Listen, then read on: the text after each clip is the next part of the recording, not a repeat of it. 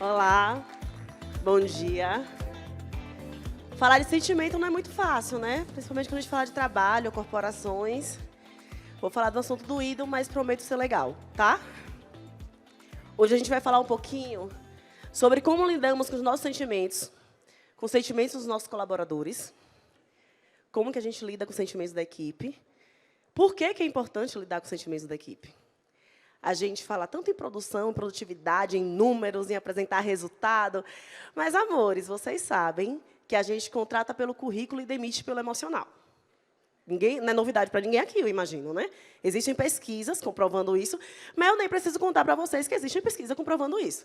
Todo mundo que já trabalhou com alguém na vida sabe que a gente contrata pela capacidade do currículo, por tudo que esse profissional parece ser capaz de fazer, pelas formações, ou porque é filho de alguém, mas essa parte eu não vou contar. E a gente demite porque a pessoa não está sabendo lidar com a equipe, porque a pessoa está com problemas relacionais muito complicados no trabalho. Então, vamos falar de emoção.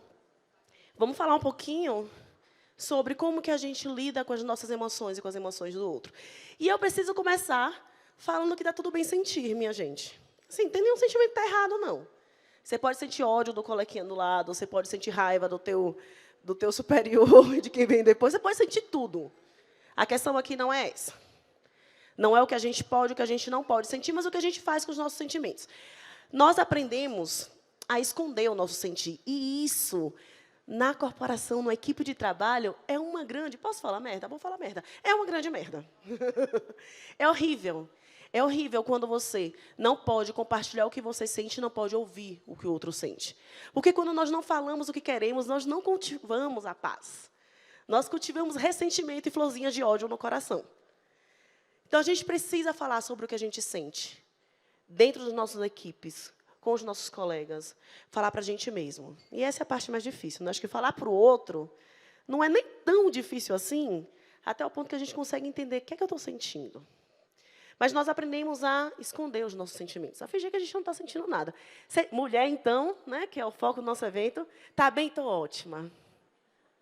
Está ferrada, tomo 10 remédios para dormir, 2 para acordar, mas estou ótima. Estou muito bem. Se eu dar conta de entregar esse trabalho amanhã, entrego, claro. Sabendo que a gente não vai dar conta. Nós aprendemos a fingir que está tudo bem. Com o músculo aqui, o ombro colado na orelha, de tanta tensão, mas eu estou ótima. E quando a gente finge que a gente não está sentindo, a gente não consegue escutar o que o nosso sentimento está contando sobre nós. O que essa ansiedade está me contando? O que essa raiva está me contando? O que essa tristeza está me contando? São sinais de alguma coisa. Está vindo me contar alguma coisa sobre mim. Mas eu não escuto. Porque eu aprendi que sentir é sinônimo de fraqueza. E quando a gente vai crescendo no cargo, na empresa, a gente tem que ser forte, né, amor? Porque não é à toa, nós somos testadas constantemente. Né? A gente basta ver capa de revista falando, o homem chorou, nossa, ele ficou abalado, se mostrou sensível, a mulher chorou descontrolada, louca. Então, a gente aprendeu, sentimento é sinônimo de fraqueza. Não vou sentir, eu sou uma pessoa forte. Nós aprendemos a fingir que a gente não está sentindo e entorpecer o sentimento. Aí a gente vai comer, né, porque o nozinho na garganta desce gostoso com um bolo de chocolate. A gente vai tomar aquele vinho. Vamos passar horas no feed. Algumas pesquisas falam que a gente percorre cerca de 8 quilômetros por dia, com o dedinho assim no feed. Para a gente não pensar na nossa vida. E qual que é o grande problema disso? É que quando eu entorpeço a dor, eu também entorpeço a alegria e a força. Não dá para escolher. Você vai no dentista, anestesiou a boca, você pode comer a comida assim, a mais incrível do mundo, o melhor doce do universo, e você não vai sentir o sabor, porque sua boca está anestesiada. Então, quando a gente não quer sentir, a gente também entorpece a alegria, a capacidade de conexão e a força, porque, às vezes, tudo o que você precisa para melhorar a situação que você está vivendo é de um pouquinho de raiva mesmo. É se conectar com a dor e falar, cara, não dá mais para continuar desse jeito que as coisas estão. E a gente precisa lembrar constantemente que os sentimentos eles não nos tornam menos merecedores de carinho, de respeito, de amor. Falar que você hoje não dá conta de fazer esse trabalho aqui e pedir 2 dias a mais, não te faz menos merecedora de respeito. Não te faz um profissional ruim. E isso é algo que a gente precisa construir na gente. Porque não vai vir dado pelo mundo. Muito raramente a tua equipe vai chegar para você e falar, nossa, eu estou vendo o quanto você está nervosa, cansada, nossos últimos dias foram difíceis, pode deixar esse prazo, vamos te dar mais 3 dias, está tudo certo. Não, amor, é você que tem que falar, então. Gostaria muito de poder entregar isso agora. Só que entre o que eu queria e o que eu posso, tem um caminho aí, eu não estou dando conta. E eu quero dizer para vocês que os sentimentos, eles são bússolas. Eles estão apontando para as nossas necessidades que estão ou que não estão sendo atendidas. Quando você encosta em alguém daquela angústia, você vai, nossa, eu não gosto de encontrar essa pessoa. O sentimento está te contando algo. Talvez confiança, um negócio importante para você. Então, não tem nessa relação? Reciprocidade. Se aperta no peito, às vezes está te falando, ó, não é recíproco não, hein? Fica de olho, fica esperta. Se eu não ouço o meu sentir, se eu finjo que eu não estou sentindo, eu não consigo entender. O que ele está me contando sobre mim? Eu deixo de ter curiosidade sobre mim. Então, é importante demais a gente desmistificar os nossos pensamentos sobre os sentimentos e fazer as pazes com eles. Não é uma batata frita que você dispensa no hambúrguer. Não é um aplicativo que você desinstala. Vem de série, amor. Não tem jeito. Melhor que a gente tenha a fazer é aprender a lidar com sentimentos. E eu quero, antes de continuar, falar de algo que é bem importante, que é a noção de equilíbrio. Já repararam como a gente fica buscando esse maldito desse equilíbrio o dia inteiro? Não, porque eu quero ficar mais equilibrada, eu quero equilibrar a casa, o casamento, os filhos, né? Estou sempre procurando esse equilíbrio. Como se o equilíbrio fosse um lugar que você vai chegar, anjinhos vão cantar, está tudo certo, resolvi minha vida. Não vai acontecer. Olha que boa notícia. Não vamos chegar nesse lugar. O equilíbrio é movimento, gente. A linha reta é a morte. Né? Apareceu a linha reta, tem algo não está tão feliz para você. A linha reta é a morte. O equilíbrio é movimento. Observe um malabarista, observe um ciclista. Pende para um lado, pende para o outro. Então, essa ideia desse equilíbrio emocional, que é um lugar em que eu não me abalo, em que eu não tenho dias difíceis, em que eu não tenho dias que eu não quero levantar da cama, é uma ilusão. A vida ela vai oscilar. Nós vamos dançar com a vida, constantemente. Então, qual que é o meu convite para vocês aqui quando a gente fala de sentimentos? Eu estou convidando vocês para a gente começar a criar um espaço. Adoro a noção de criar espaço. Existem espaços dentro de nós. Um espaço onde eu percebo o que eu estou sentindo, não brigo com esse sentimento, não falo, mas eu não deveria estar triste agora. Não, eu não digo nada. Não tem botão deixar de estar triste, gente. Não vai acontecer. Não adianta quantas vezes você falar para você mesma que você deveria estar alegre, contente, que você tem um bom trabalho, as crianças são saudáveis. Você não vai ficar mais feliz. Todo mundo aqui cresceu ouvindo mamãe falar que as criancinhas estavam morrendo de fome na África e você não gostou mais do chuchu porque ela te disse isso. Não vai acontecer. Não tem argumento que mexa no nosso sentimento, que faça ele virar uma outra coisa. Não vai. A gente precisa começar a fazer as pazes com ele, entender, ok, estou sentindo. O que é que eu faço agora? Eu não escolho o que eu vou sentir. Eu não escolho ficar ansiosa na hora que eu vou sentar nesse palco, vendo a maioria dos rostos me olhando sendo pessoas brancas. Eu sinto. É só isso. Não tem escolha. Eu sinto. E eu consigo olhar para esse sentimento, respirar e acessar um espaço em mim onde eu aprendo a lidar com ele. Para onde é que eu vou fazer? Quando eu estou ansiosa assim, o que é que me ajuda? Vou falar com alguém. Vou beber uma água aqui, antes de entrar no palco. Vou pedir para falar em pé. Se eu falar sentada, eu vou ter um treco. A gente vai entendendo como eu consigo viver, estar aqui, da melhor forma possível, com os meus sentimentos. Com tudo que está acontecendo aqui dentro de mim. Então, a gente precisa, para descobrir isso, ter um pouquinho mais de curiosidade. O que é que funciona para você quando você está com raiva? O que é que funciona para você quando você está irritada? O que é que funciona quando você está ansioso? Eu não estou falando aqui, gente, para todo mundo ficar calmo, tranquilo e feliz. Nunca vou falar isso. Eu tenho calma tatuado no braço. Vocês devem imaginar que uma pessoa que tatua calma não é uma pessoa calma. Não é verdade? É uma pessoa que precisa lembrar. Está aqui tatuado no braço. E eu falo de não violência. Eu não virei uma Elisama que faz yoga às 5 da manhã depois de tomar um suco verde. Não virei. Continuo sendo a Elisama que eu fui na maior parte da minha vida. Mas eu consigo lidar com essa raiva. Hoje ela não me domina. Ela aparece. Eu continuo querendo socar pessoas. Mas eu não faço isso.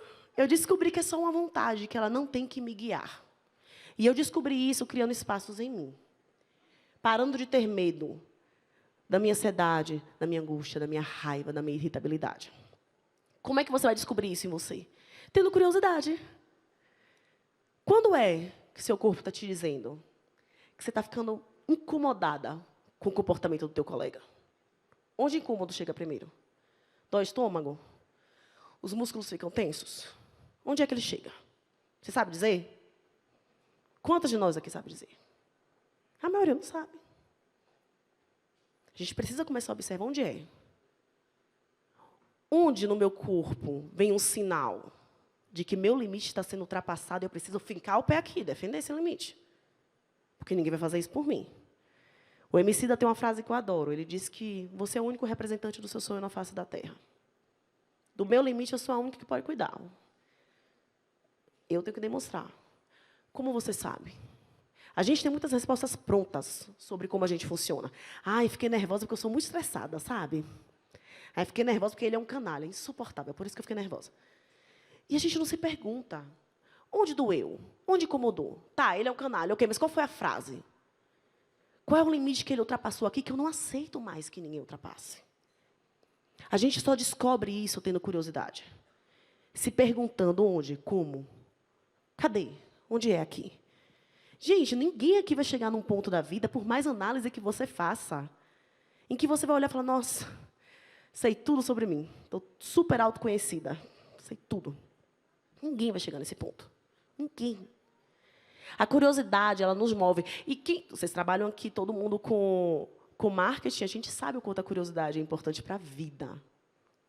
Para a gente inovar. Para inovar na nossa existência também.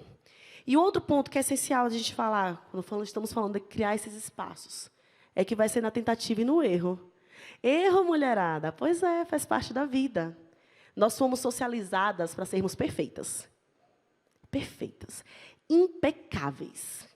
A HP lançou uma pesquisa, acho que foi em 2014, em que ela falava que uma mulher, para se candidatar a um cargo, ela precisa preencher cerca de 80% dos requisitos. O homem basta estar de bom humor. Porque nós somos educados de maneira diferente. Os homens foram educados para ter coragem. E é muito triste, porque não é uma coragem real. Porque nenhum homem aqui não sente medo. Todo mundo sente medo. Todo mundo sente dor. Só que os meninos cresceram ouvindo que eles não precisavam sentir isso, que era para calar a boca, porque ele era um homem e um saco de batatas. E nós fomos educados para sermos as perfeitinhas, e que mamãe, a cada passo que você dava, ia lá e consertava teu cabelo e ajeitava tua roupa para você ficar perfeita o tempo inteiro. Mas você só vai aprender a lidar com você na base da tentativa e do erro. Muitos erros, vários deles. Vários. Gente, falar que você nunca vai errar é uma meta de gente morta. Só gente morta não erra. Está viva? Então, deixa eu te contar um segredo. Você vai errar muito. E ou a gente faz as pazes com essas tentativas, com os erros consequentes das nossas tentativas, ou a gente vai viver uma vida infeliz para sempre. Se culpando e achando que cada erro é uma prova de que você não deveria estar onde está, fazer o que você faz, ser você. Ah, o problema está em mim. Não, o problema é só que você está viva e é humana. Dentro dessa perspectiva, a gente erra muito. Perdoem a rapidez da fala, que nós temos 30 minutos, e eu ainda quero falar um pouquinho sobre como é que eu comunico esse limite. O que é que eu faço com isso? Eu quero falar sobre comunicação não violenta. Já falei que eu não sou uma pessoa calma. Então, todo mundo, quando eu falo de comunicação não violenta, acha que eu vou ensinar como é que você fala assim, pausadamente.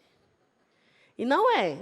Até porque dá para ser muito violento falando pausadamente, né? Todo mundo já cruzou com passivo-agressivo na vida e sabe. Dá para enfiar faca no coração de alguém, sorrindo e falando com doçura. Então, não é sobre isso. Eu quero comunicar com autenticidade ao outro que eu sinto. Não quero mais me calar sobre o que eu sinto. Mas eu também não quero diminuir, eu não quero aumentar a resistência dele sobre o que eu sinto. Porque, veja bem, qual que é a importância de você pensar na sua comunicação? Você quer ser atendido, né? A gente não fala à toa, a gente está sempre pedindo. O Marshall Rosenberg, que é o cara que esquematizou a comunicação não violenta, o Marshall falava que a gente está sempre pedindo. Da boca humana só saem duas expressões, por favor e obrigada. Primeira vez que eu escutei isso, eu pensei, cara maluco. Mas a gente está sempre pedindo. Às vezes, eu estou te pedindo um retorno. Como é escutar isso para você? Às vezes, eu estou pedindo que você faça algo. Por vezes, eu estou pedindo só um colo, só me escuta. Mas a gente está sempre pedindo. E qual que é o grande problema? A maioria dos nossos pedidos, eles vêm ao mundo com pouquíssima chance de dar certo. Porque a gente não pensa antes. Como eu falo? De que forma eu facilito para esse pobre ser humano que convive comigo a lidar comigo? De que forma eu conto para ele como é que ele age comigo? Então, o primeiro ponto é, eu preciso separar o que é fato do que é opinião. Olha que negócio fácil de falar e difícil de fazer. A gente está sempre contando histórias na nossa cabeça. Todos nós temos um contador, a contadora de histórias criativíssimo. Gente, quanta criatividade esse ser humano tem. Na nossa cabecinha. Que narra a realidade o tempo inteiro. Chegou atrasada de novo. Palhaça, ela está achando que eu vou fazer o trabalho dela, né? Falta de respeito. Não pensa em ninguém da equipe. A pessoa chegou atrasada. Sua mente já te contou uma história inteira sobre isso. E, lógico, você é o centro sofredor dessa história, né? Não tem mais, acho que todo mundo vai entender aqui. Somos Maria do Bairro, Marimar, né? Thalia chorando no chão. Todo mundo denunciou a idade, né? Thalia chorando no chão. Então, a gente tem essa voz na nossa cabeça que conta histórias trágicas o tempo inteiro diante do que o outro faz. E se eu quero que você me entenda, eu não posso chegar para você falando, mas você sempre faz isso. Por quê? Porque quando eu falo, você sempre faz isso, eu abri uma porta na sua cabeça para você fugir da nossa conversa. Porque qual é a sua reação imediata? Você parou de me ouvir e está buscando na sua mente o dia que você não fez isso. Olha como ela está sendo injusta. Acabou, você não está mais me ouvindo. E eu quero que você me escute, eu quero que você olhe para mim e enxergue a minha humanidade. E eu quero que você lembre, na hora que eu estou te falando, que essa humanidade é compartilhada. Eu tenho, você também tem. E o meu jeito de falar vai te ajudar a enxergar a minha humanidade, ou vai abrir portinhas para você sair fugindo, cantarolando da nossa conversa. Por isso a gente precisa pensar. Então, eu separo o que é fato e o que é opinião. Eu posso contar para você a minha opinião? Posso. Eu costumo falar com meu marido, quando a gente está em uma situação de conflito, eu falo para ele, olha, a história que eu conto na minha cabeça quando você me diz isso é... Porque a história que eu conto na minha cabeça é só a história que eu conto na minha cabeça. Eu estou dando para ele a oportunidade de falar, tá, amor, mas não é assim que eu estou vendo essa situação. Por vezes, a gente está na corporação, na empresa, aquele big problema entre o jurídico e o RH, e você quer resolver o problema, mas o jurídico está enxergando de um jeito, o RH está enxergando de outro. E você está lá na frente querendo a solução. Sendo que você não sabe nem como é que eles estão enxergando. Como você está vendo essa situação? O nosso ponto de vista é a vista do ponto onde a gente está. A vista do outro é diferente, gente. Ele está no outro ponto. Não é unânime. Então, eu preciso separar fato da opinião. Eu preciso pensar o que está acontecendo.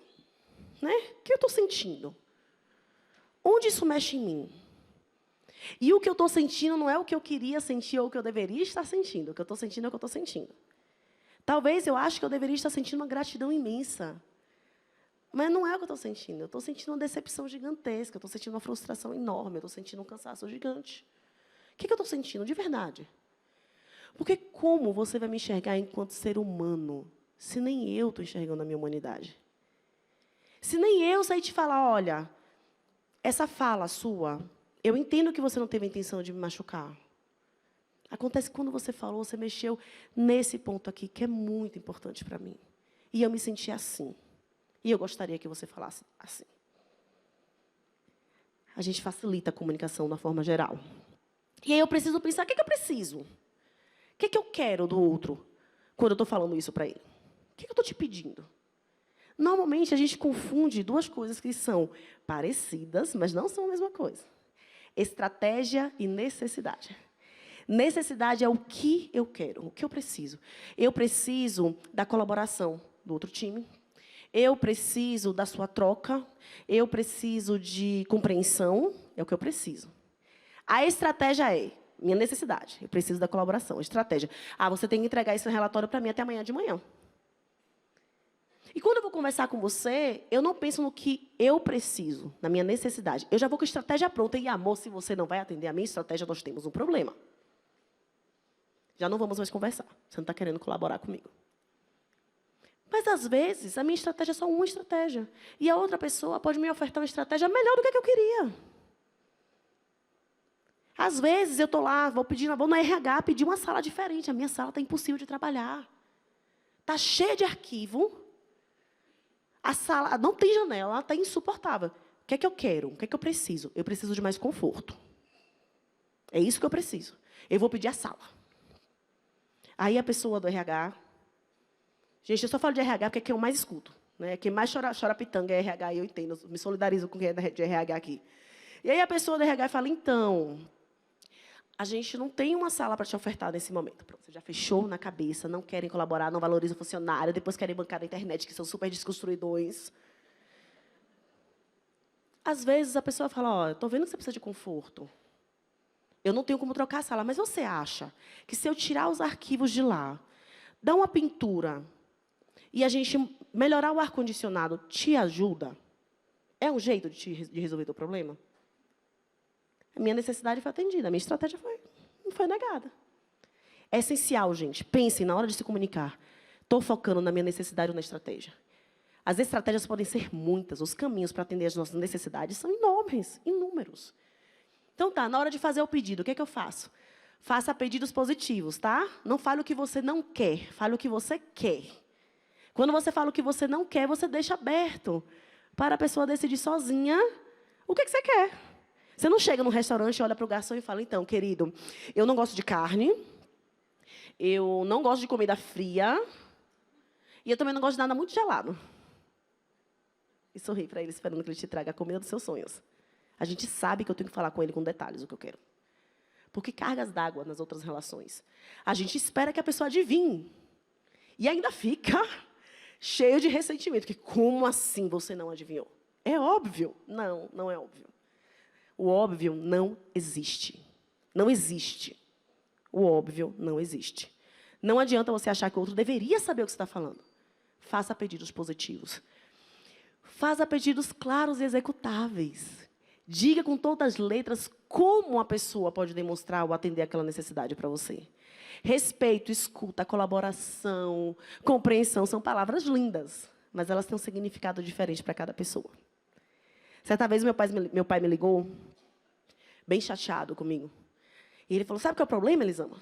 É que você não me honra. Na hora eu pensei, mas gente...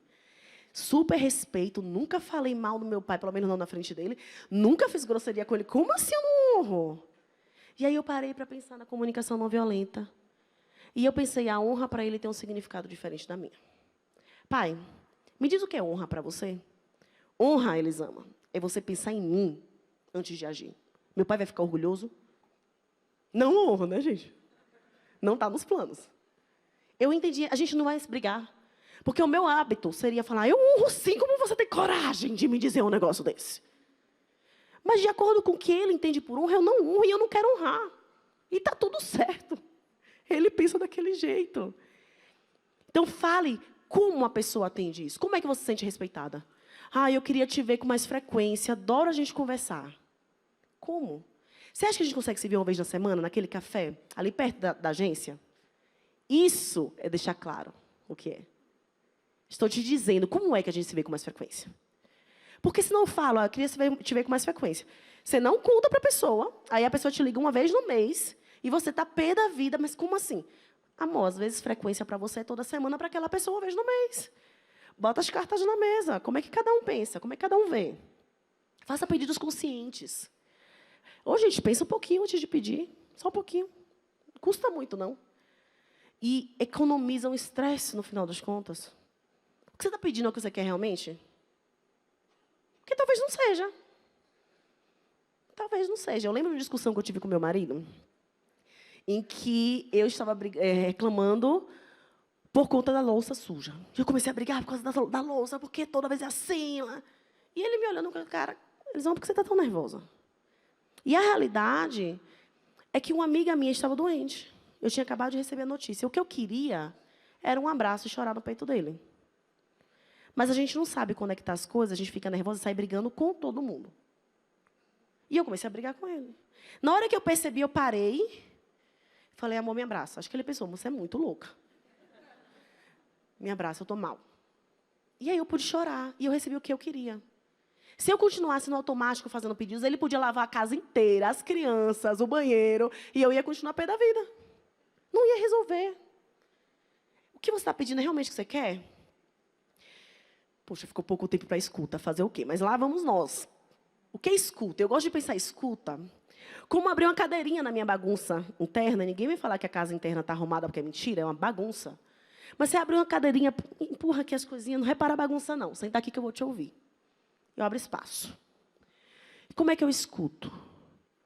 Primeira coisa, a pessoa veio te falar coisas que às vezes não é fácil de ouvir. A gente sabe, trabalhar em equipe é difícil. E a pessoa vem pé da vida. Nossa, mas esse programa que vocês arrumaram para trabalhar aqui é uma porcaria. Eu posso bancar a espiritualizada e falar, nossa, você acha? Eu achei esse programa tão maravilhoso. É uma questão assim, vamos ter pensamento positivo sobre as coisas da empresa, é um coração de gratidão. Eu posso concordar e falar, mesma porcaria, ou eu posso simplesmente ouvir. O que essa pessoa está precisando quando ela está falando disso?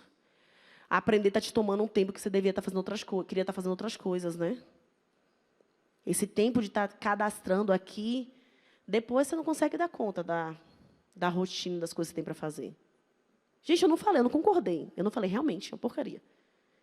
Eu só falei, eu estou te vendo. Olha só, é isso que você está sentindo. É assim que você está vendo essa situação. É isso que você está precisando. Você está me pedindo, escuta. O que essa pessoa está me pedindo quando ela fala o que ela fala?